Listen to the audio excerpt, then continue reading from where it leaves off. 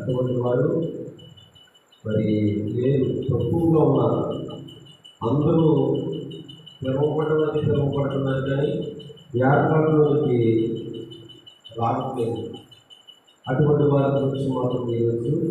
దేవుడు మనతో మాట్లాడాడు. దేవునికి స్తోత్రం. హల్లెలూయా, హల్లెలూయా.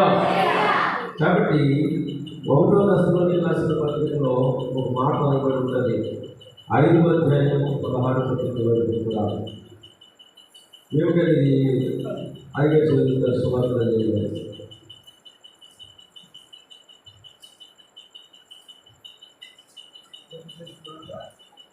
5వ అధ్యాయం 16 నుండి 18 వరకు కూడా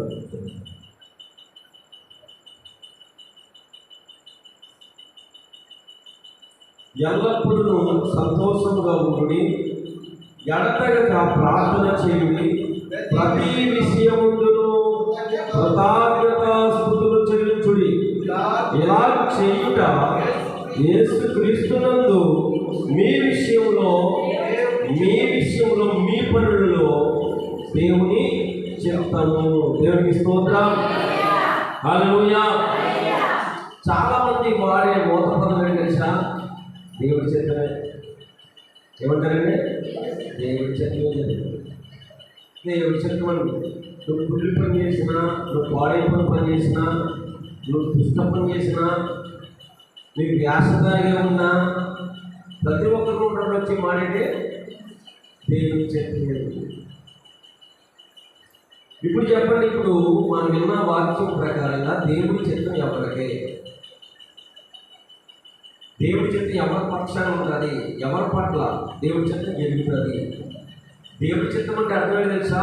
నీ పట్ల ప్రేమ కలిగి కార్యక్రీత, నీ పట్ల ప్రేమించి ప్రేమతో జాలుతో దయతో అతను నా కుమారుడని వెంటనే నీ దగ్గరికి వచ్చుగా నీ పని ముందుకి కొనసాగించు. అంటే దేవుడి ప్రేరణ జరుగుతుంది ఆ పని అన్నారు. 3 విషయాలు కూడా తెలుసుకున్న చాలా ప్రాముఖ్యమైన విషయం ఏంటంటే, ఒకటి నీవు గుర్తించాలి. ఏం చేయాలి? గుర్తించాలి. రెండోది చెప్పిన మాట తప్ప మరొకటి లేదు.